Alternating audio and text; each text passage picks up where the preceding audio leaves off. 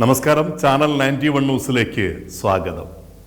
കേരളത്തിലെ പ്രതിപക്ഷ നേതാവ് വി.ഡി. സതീശൻ ഒരഹങ്കാരിയാണ്. ആണോ? ഇത് പറഞ്ഞത് SNDP യോഗം ജനറൽ സെക്രട്ടറി വെള്ളാപ്പള്ളി നടേശനാണ്. നടേശൻ സാറിൻ്റെ ഒരു രീതി അങ്ങനെയാണ്. തോന്നുന്നത് എന്തും ഉച്ചത്തിൽ വിളിച്ചങ്ങ് പറയും. സംഭവം എന്തായാലും കോൺഗ്രസ് രാഷ്ട്രീയത്തിൽ മുഖ്യമന്ത്രി സ്ഥാനാർത്ഥി മോഹത്തിന് കൂടുതൽ ചർച്ചകളും വിവാദങ്ങൾക്കുമൊക്കെ വഴിവച്ചിരിക്കുകയാണ് വെള്ളാപ്പള്ളിയുടെ ഈ പരാമർശം. നിയമസഭാ തെരഞ്ഞെടുപ്പിന് ഇനി അധിക ദൂരമില്ല. തെരഞ്ഞെടുപ്പെത്തുമ്പോൾ 10 വർഷങ്ങൾ കേരളത്തെ ഭരിച്ച് മുടിച്ച് ഇഞ്ചപ്പരുവമാക്കിയിരിക്കുന്ന LDF വീണ്ടും ഒരു തുടർഭരണത്തിനുള്ള കുതന്ത്രങ്ങൾ മെനയും.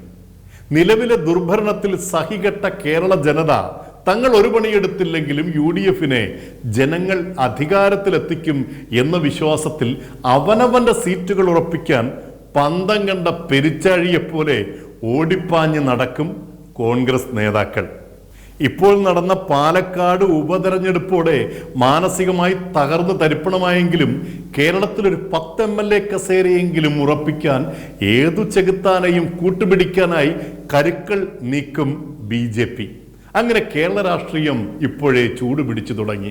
അതിനിടയിലാണ് നടേശൻ ചേട്ടന്റെ ഈ അഹങ്കാര പരാമർശം. വി.ഡി. സതീശന് പക്വതയും മാന്യതയും ഇല്ലെന്നും സതീശൻ പ്രതിപക്ഷ നേതാവായതോടെ കോൺഗ്രസിൽ ഗ്രൂപ്പുകൾ കൂടിയെന്നും AI ഗ്രൂപ്പുകൾക്ക് പകരം ഇപ്പോൾ വ്യക്തി ഗ്രൂപ്പുകളാണ് അധികം എന്നുമൊക്കെ പറഞ്ഞതിനൊപ്പം മുഖ്യമന്ത്രി, മന്ത്രി, MLA കസേരകൾ സ്വപ്നം കണ്ട് നടക്കുന്ന വെള്ളരിപ്രാവുകളുടെ ചങ്ക് പൊടിയുന്ന ഒരു വർത്തമാനം കൂടി പറഞ്ഞു കളഞ്ഞു നടേശേണ്ണൻ.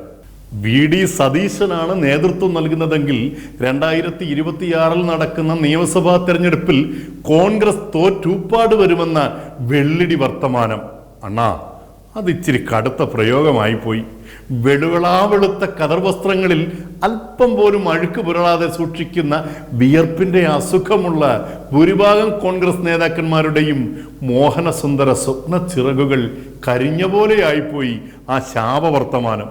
അങ്ങ് തലസ്ഥാന ഡൽഹിയിൽ രാഹുൽ പ്രിയങ്ക നേതാക്കന്മാരുടെ വലങ്കയായി ജ്വലിച്ചു നിൽക്കുന്ന KC വേണുഗോപാൽ മുതൽ ഇങ്ങ് കേരള രാജ്യത്തിലെ ഓണം കേറാമൂലയിലെ ബൂത്ത് പ്രസിഡന്റായ ശശിയണ്ണൻ വരെ കോൺഗ്രസിന്റെ മുഖ്യമന്ത്രിയാകാൻ വേണ്ടി കോട്ടും ധരിച്ചിരിക്കുമ്പോഴാണ് വെള്ളാപ്പള്ളി മാമന്റെ ഇത്തരം ക്രൂര വിനോദ വർത്തമാനങ്ങൾ. വി.ഡി. സതീശൻ അഹങ്കാരിയാണെന്ന് പറഞ്ഞത് മാത്രമല്ല, മുൻ പ്രതിപക്ഷ നേതാവായിരുന്ന രമേശ് ചെന്നിത്തല വിനയത്തിന്റെ ആൾരൂപമാണെന്ന് ഒരു ഉപവാക്യവും കൂടി ചേർത്തങ്ങ് വെച്ചു നടേശണ്ണൻ. ഇത് കേട്ടതോടെ വിനയത്തിന്റെ നദികളിൽ നീന്തിത്തുടിച്ചു കൊണ്ടിരിക്കുന്ന ചെന്നിത്തല ഭാവി മുഖ്യമന്ത്രിയാവാൻ തയ്ച്ചു വച്ചിരുന്ന കുപ്പായത്തിന്റെ ബട്ടൺസുകളൊക്കെ ഇട്ടു തുടങ്ങി. എന്തായാലും 2026 ഇലക്ഷൻ തകർക്കും, പൊളിക്കും, തിമിർക്കും, സെറ്റാവും. തലമൂത്ത നേതാക്കന്മാർ ഉൾപ്പെടെ ആരൊക്കെ ഏതൊക്കെ പാർട്ടിയിലേക്ക് തവളച്ചാട്ടം ചാടും എന്നത് കണ്ടറിയണം. ഇതുവരെ CPM-ൽ നിന്നായിരുന്നു മറുകണ്ഠം ചാടലുകൾ ഇല്ലാതിരുന്നത്. ഇപ്പോൾ അത്തരം ചാട്ടങ്ങൾക്കും പുതുമ നഷ്ടപ്പെട്ടിരിക്കുന്നു. പാർട്ടി ഓഫീസുകളിലേക്ക് സീറ്റുകൾ ചോദിക്കാൻ പോകുന്ന നേതാക്കൾ 3 കൊടികളുമായാണ് പോകുന്നത്.